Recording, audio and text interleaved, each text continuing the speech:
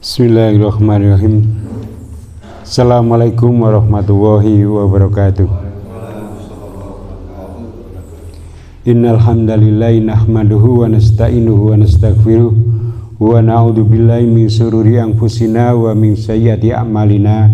May yahdihillahu fala mudhillalah wa may yudlilhu fala hadiyalah. Asyhadu an la ilaha illallah wahdahu la syarikalah wa asyhadu anna Muhammadan abduhu wa rasuluh.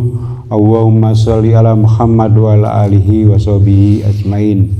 Qala Allahu ta'ala fil Qur'anil Karim, ya ayyuhalladzina amanu taqullaha haqqa tuqatih wa la tamutunna illa wa antum muslimun.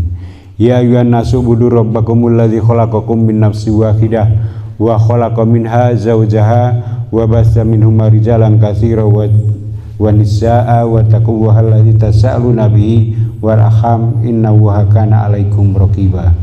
Ya ayyuhalladzina amanu taqullaha wa qulu qawlan sadida yuslih lakum a'malakum wa yaghfir lakum dzunubakum wa may yuti'illaha wa rasulahu faqad faza fawzan 'azima.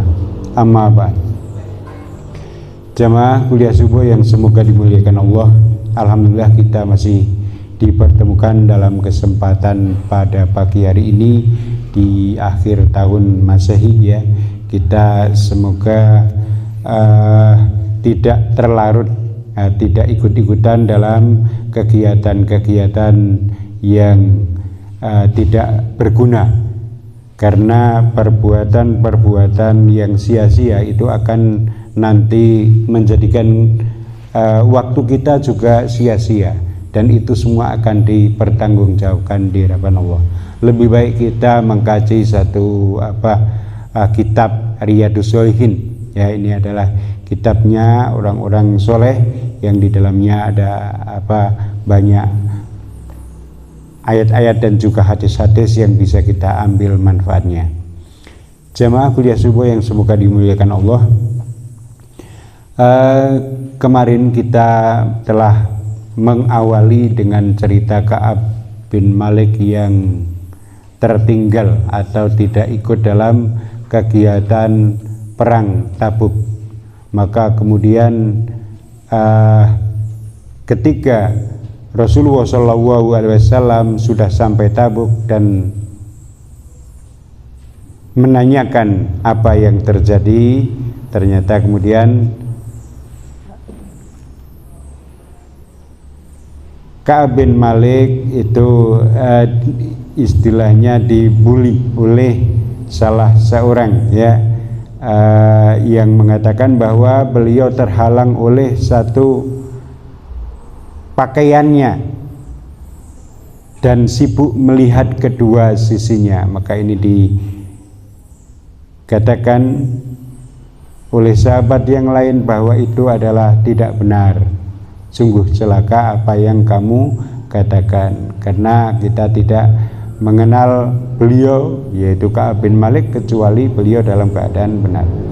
Maka kemudian cerita berikutnya adalah bahwa Ka'ab bin Malik ketika pasukan Rasulullah SAW sudah sampai Tabuk, ternyata menunggu beberapa hari itu tidak terjadi peperangan di sana. Karena apa? Ternyata orang Romawi yang sudah dalam menantang kaum muslimin itu tidak jadi datang. Berhari-hari ya ditunggu, sampai beberapa hari ditunggu, ternyata tidak jadi datang.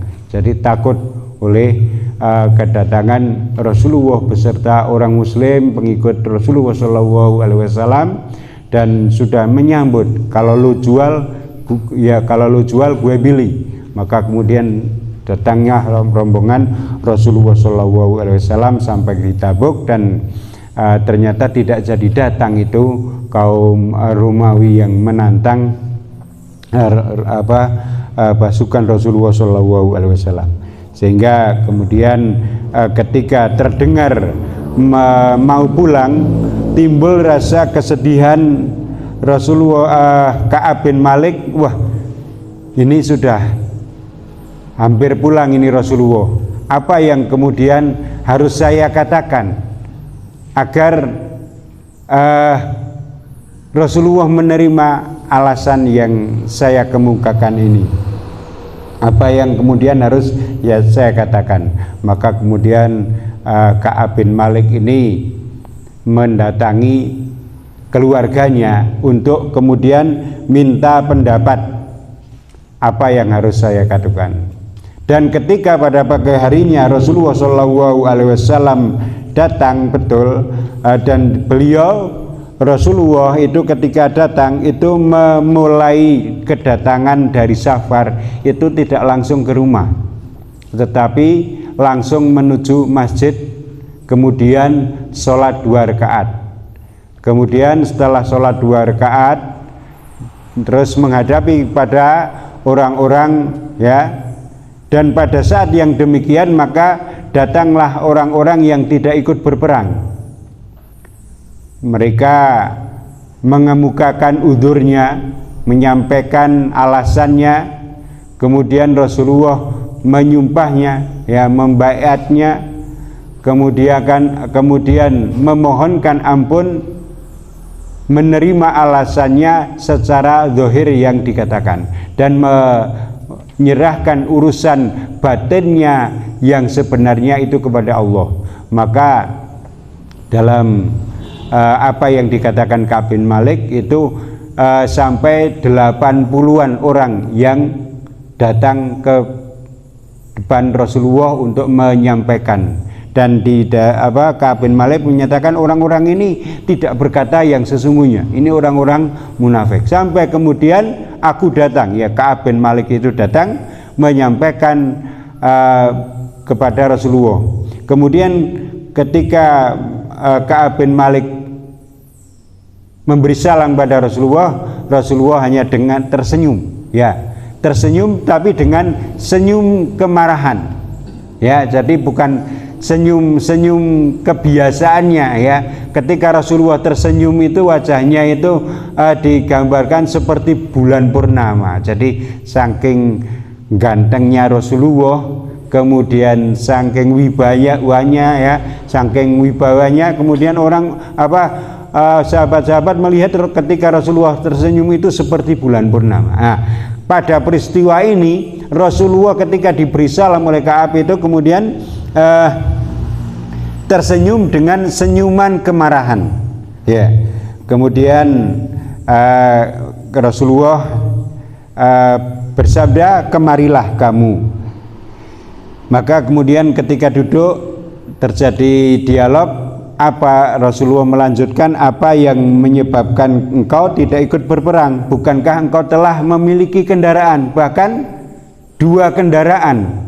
Seandainya mau ikut berperang itu sudah cukup, 2 kendaraan itu sudah sangat cukup, satu sebagai pembawa perbekalan dan yang satunya untuk ditunggangi. Kemudian aku berkata, sesungguhnya demi Allah, kalau aku duduk di hadapan manusia selain engkau, kemudian aku mengatakan sesuatu tentang kenapa aku tidak datang, maka orang akan percaya karena aku diberi kemampuan diplomasi, ya, begitu. Jadi Ka'ab bin Malik ini seorang penyair gitu, ya. Jadi kan Rasulullah sudah kenal beliau sebelum beliau masuk Islam, ya. Dia dikenal seorang penyair. Jadi kata-katanya itu mudah untuk diterima oleh orang. Dan ketika Ka'ab bin Malik ini dipanggil oleh Rasulullah kemari, maka kemudian ditanya kenapa kamu tidak ikut berperang, dijawab bahwa ketika kalau saya itu kepada manusia selain engkau di muka bumi ini, maka sesungguhnya saya bisa berkata dan mereka percaya karena aku diberi kemampuan untuk berkata seperti itu. Tetapi kalau saya berkata di hadapan engkau dengan mengarang cerita dan bisa jadi engkau percaya, tetapi nanti beberapa saat kemudian Allah pasti akan memberitahumu dan engkau akan menjadi marah padaku. Sedangkan ketika aku mengatakan sesuatu yang benar, bisa jadi engkau marah padaku, tetapi aku berharap bahwa dengan kejujuranku nanti Allah akan memberikan akibat yang baik padaku. Nah, itu. Jadi itu alasan yang dikemukakan oleh Ka'ab. Ya, dan sesungguhnya aku tidak memiliki udzur sedikit pun ketika aku tidak ikut berperang beserta engkau. Ya, aku sudah memiliki kecukupan perbekalan, aku juga sudah siap, ya, kekuatannya sudah siap, tetapi aku tidak punya udzur apa-apa. Kemudian faqala Rasulullah sallallahu alaihi wasallam, amma hadza faqad sadaqa fakum hatta yaqdiyallahu fik. Ya, adapun orang ini, yaitu Ka'ab ini, dia telah berkata jujur. Jadi Rasulullah juga tahu 80 yang tadi yang mengemukakan alasan itu perkataannya apakah jujur atau tidak. Rasulullah menerima, memintakan maaf, ya. Tetapi kemudian adapun urusan batinnya itu diserahkan kepada Allah. Tetapi kemudian ketika Ka'ab ini yang datang, maka Rasulullah bersabda, amma hadza faqad sadaqa. Adapun orang ini dia telah berkata jujur. Fakum hatta yaqdiyallahu fik. Maka bangkitlah kamu, ya, bangkitlah dan tunggulah hingga Allah memberikan keputusannya untuk itu. Ya, ini jadi maka kemudian orang-orang mulai, beberapa yang mengenal Ka'ab itu datang ikut bangkit. Ya, ketika Ka'ab dan bangkit, maka orang-orang juga ikut bangkit. Orang yang kenal dengan Ka'ab, engkau itu dikenal orang baik, tidak pernah berbuat dosa. Kamu katakan saja alasannya. Alasan nanti Rasul kan akan memintakan ampun kepadamu. Nah, terus orang itu pada membuli sehingga terbesit pikiran, ya, terbesit pikiran untuk kembali kepada Rasulullah, meralat ucapannya itu. Kemudian ternyata ketika Ka'ab itu berkata kepada sahabat yang lain, apakah ada yang seperti itu aku, ya, maka kemudian ternyata ada orang lain yang juga, 2 orang, ya, yang mengatakan hal yang sama terhadap apa yang dikatakan, seperti yang dikatakan oleh Ka'ab bin Malik ini. Ya, jadi kedua orang itu adalah Murarah bin Rabi'ah al-Amiri dan Hilal bin Umayyah. 2 orang ini dikenal orang-orang yang soleh, yang ada keteladanan, karena beliau pernah ikut, ya, 2 orang ini pernah ikut di dalam perang Badar, sehingga Ka'ab bin Malik merasa mantap, ya udahlah, nggak apa-apa, aku tetap akan jujur. Nah, kemudian kejujuran ini ternyata awalnya itu pahit. Lah, kok pahit bagaimana? Ketika belum ada keterangan tentang diterima atau tidaknya alasan udzur yang menyebabkan Ka'ab bin Malik ini tidak ikut perang Tabuk, ya, tidak, karena ternyata tidak punya udzur sama sekali, maka kemudian Rasulullah melarang para sahabatnya untuk berbicara dengan Ka'ab ini.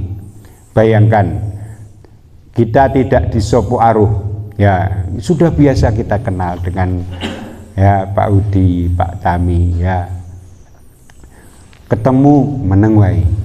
Ya, ketemu siapapun, ya, dan banyak, ya, semuanya seperti itu, ya, itu berlangsung lama sampai kemudian Ka'ab, ya, Ka'ab itu dalam 2 orang yang tadi, yang Murarah tadi, ya, dan Hilal tadi, itu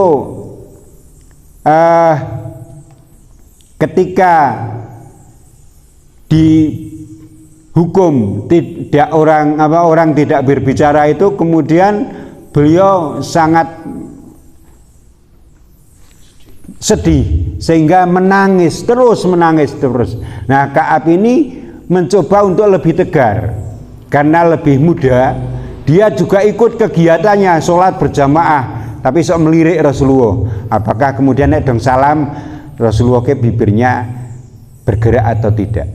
Ya, jadi sok melirik. Ya, kemudian setelah selesai, ia mencoba untuk melirik Rasulullah. Ketika seakan-akan Rasulullah melihat Ka'ab, ketika kemudian Ka'ab menoleh kepada beliau Rasulullah, maka Rasulullah memalingkan lagi, dan terus itu seperti itu.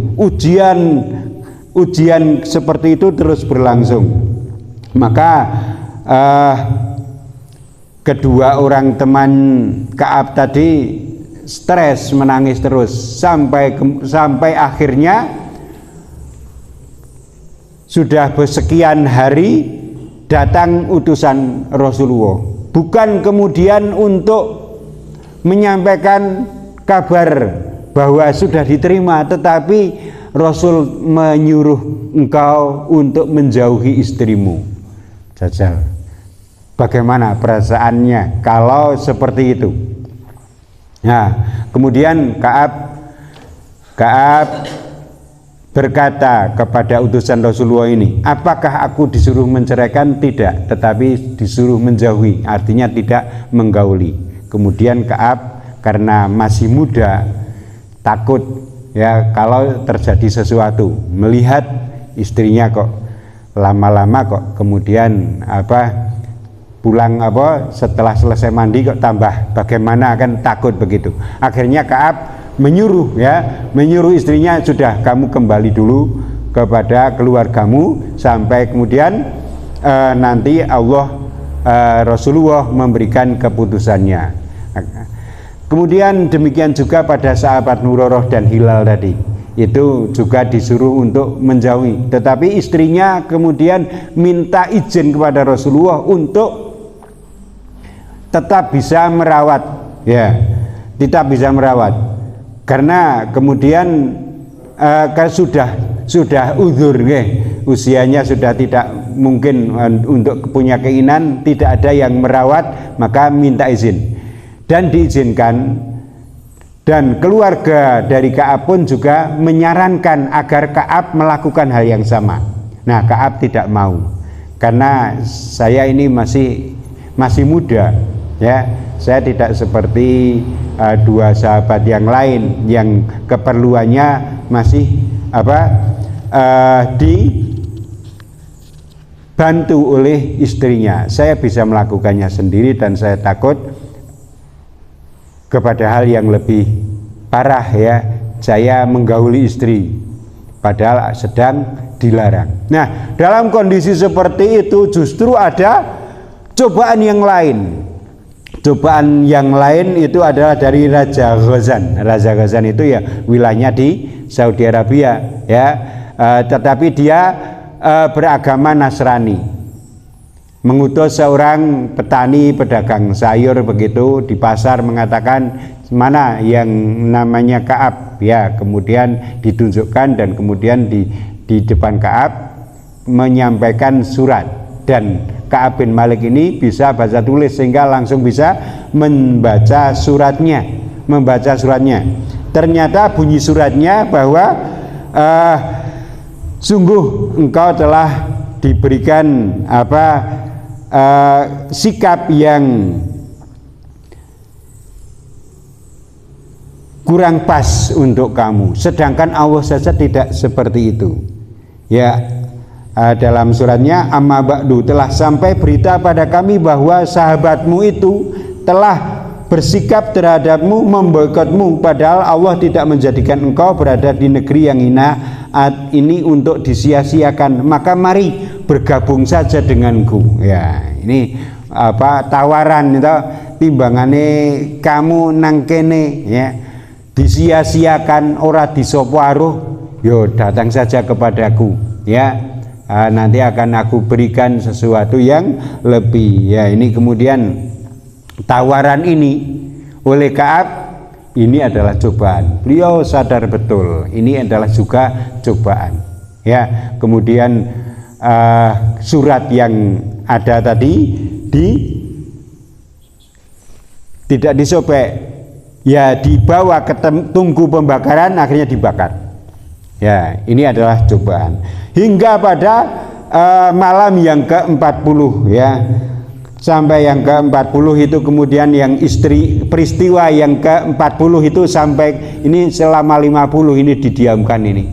Saat di hari yang ke-40 itu yang datang utusan istrinya jangan mendekati istrinya ya. Nah, ini sehingga bingunglah si Ka'ab ini kok koyong ini seperti ini ya. Kemudian ternyata pada akhirnya pada malam yang ke-50 setelah melewati hal-hal yang sangat menyedihkan seperti itu, maka Ka'ab mendengar suara dari ketinggian ya. Jadi daerah di Arab itu kan tidak datar lapang semuanya, tetapi untuk wilayah-wilayah tertentu itu kan ada pegunungan. Ada yang di tempat pegunungan bahkan dari pohonan itu ada suara. Ini ada suara ya. Suaranya tentang memberikan kabar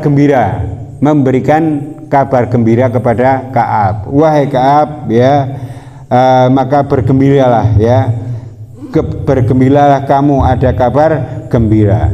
Nah, bersamaan dengan itu ternyata tidak hanya seperti itu, ada orang lain yang juga menyusul tentang mau memberi kabar gembira bahwa ternyata taubatnya diterima ya, taubatnya diterima oleh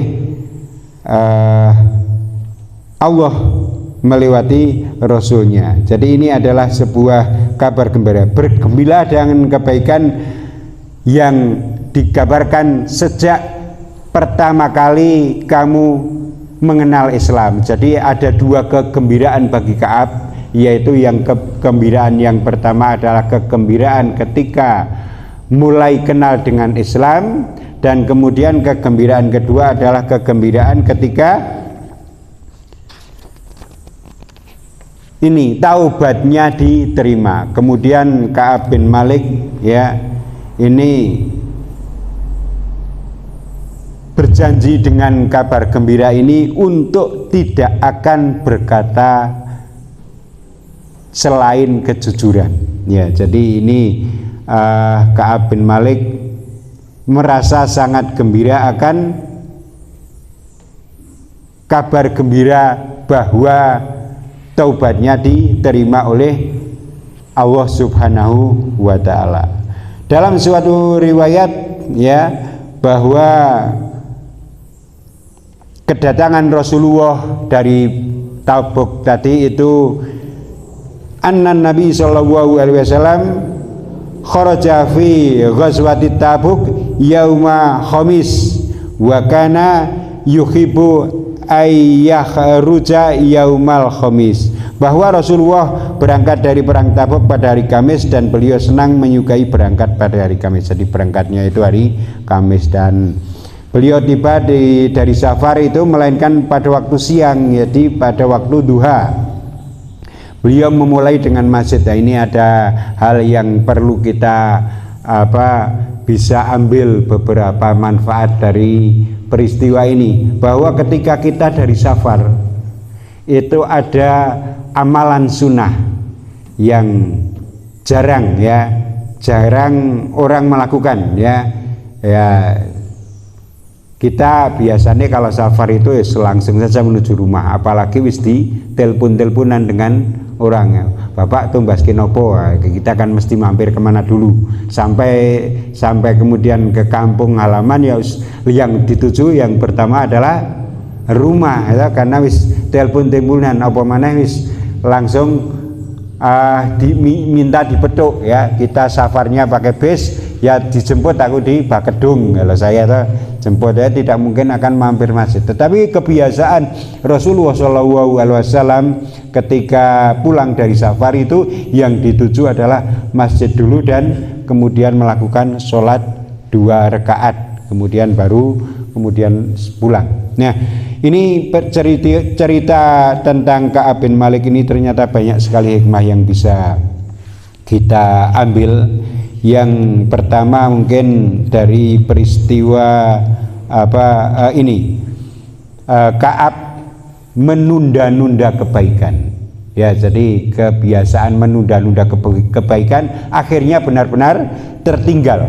Maka kalau kita punya keinginan kebaikan, sudah seharusnya kebaikan itu harus segera diupayakan untuk dilakukan. Kalau aku sih ya, maka yang terjadi biasanya akhirnya tidak dilakukan kebaikan itu. Kemudian akibat yang lain, hikmah yang lain yang bisa kita ambil adalah bahwa ketika ada satu masalah, maka kejujuran itu adalah lebih penting ya. Jadi jujur ini ternyata menyelamatkan Ka'ab bin Malik dan 3 orangnya, Murarah dan Hilal tadi, dari hukuman Allah Subhanahu wa ta'ala. Ini diabadikan kisah Ka'ab bin Malik ini pada surat At-Taubah ya. Bisa kita buka ya, tentang At-Taubah ya, ayat yang pertama, ayat yang ke-95 ya, kita bisa buka. Ada yang membawa Al-Quran, dibuka itu.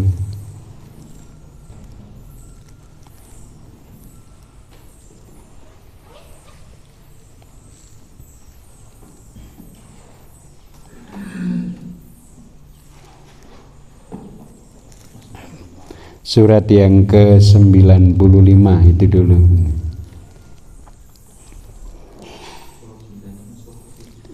Surat At-Taubah ayat 95.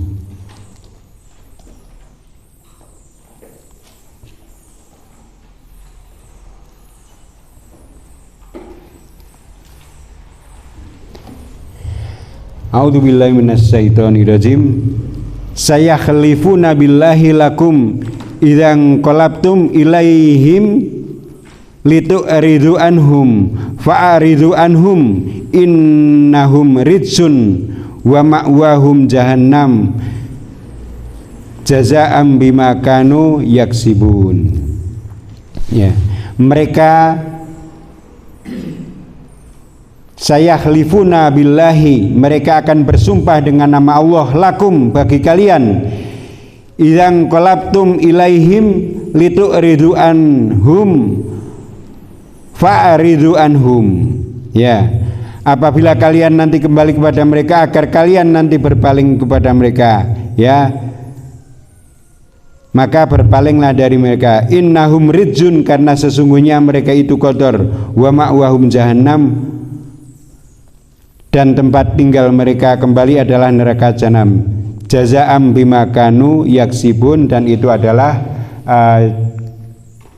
balasan disebabkan karena apa yang telah mereka kerjakan. Nah, jadi ini adalah ke-80 orang yang berdusta, yang bersumpah kepada Rasulullah sehingga dimaafkan. Tetapi berbeda dengan apa yang dilakukan oleh Ka'ab bin Malik ini pada ayat yang berikutnya. Ya, ayat yang ke 117.